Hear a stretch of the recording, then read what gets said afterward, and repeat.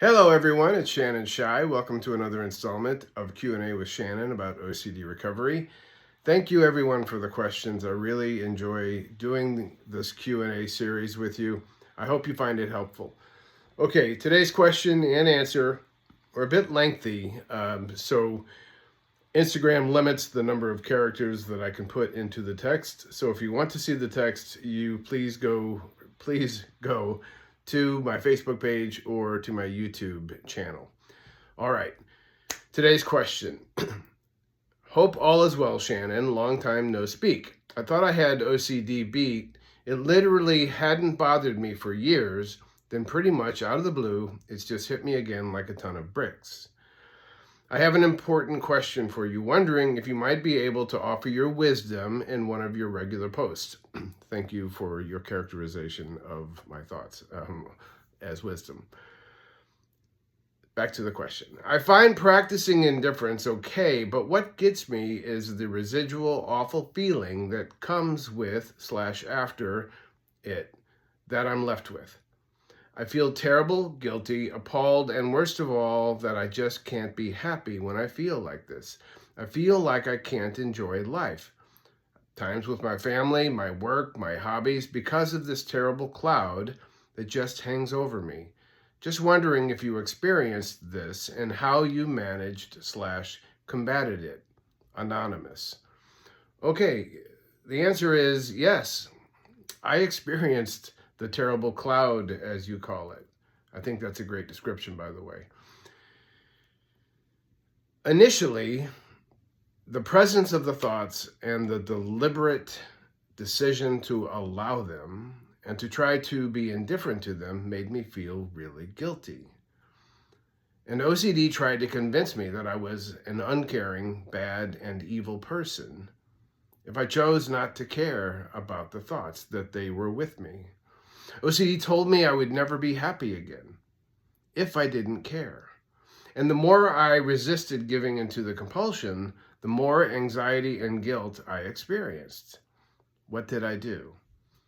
Well, I stuck with the strategy and endured the pain. But the more important question is the one that you asked. How did I do it? How did I combat it? Well, I changed my perspective. I trusted my doctor was correct when he said it was possible to get better. But I had to stop performing compulsions. That's what he said. I didn't know it was true. But I saw it as the only possibility of getting better. That's why I called it hope. That's why hope is one of the pillars in the foundation of my recovery. Okay, experience showed me that continuing to do what I had been doing, giving value to the thoughts, giving into compulsions, chasing immediate relief, kept putting me back into the hell pit, where the terrible cloud, as you call it, was always present. I took a step back and realized that I had to change something. What did I change? I had to change the way I viewed the thoughts, and I had to change my behavior toward and in response to those thoughts. The first step was to understand why the thoughts were there. I had OCD. There was an explanation. The second step was to allow them to be in my mind, because I learned that OCD wanted me to resist them or to try to replace them, because that made OCD stronger. Allowing them to be there took something away from the disorder. It took leverage away from the disorder. I learned, and people say, okay, well, how did you allow them? Well, I learned that I didn't have to care that they were there because it was coming from OCD. I viewed those thoughts as false narratives. I didn't know, underline the word know, K-N-O-W, that they were false narratives. But I made a deliberate decision to treat them that way because I suspected that they were coming from OCD.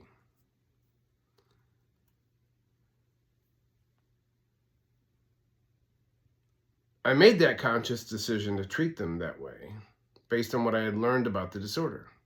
No matter how bad the perceived risk of the consequences of the details of the thoughts. All right? Third, I had to stop responding to the thoughts. Said in another way, I had to resist giving into all of those compulsions. Fourth, and finally, and this is huge, I chose to view the immediate and lingering pain, the terrible cloud as you call it, as a necessary component of my recovery. It served an essential purpose to make the disorder weaker, right? I changed the way I viewed the pain that I was feeling. It's serving a purpose. Yeah, it sucks, but it's serving a purpose. I'm making the disorder weaker. Compare that to just continually giving in and continually feeling the pain, even though if you get temporary spells of immediate relief. You're in the eternal hell pit if you keep participating with OCD.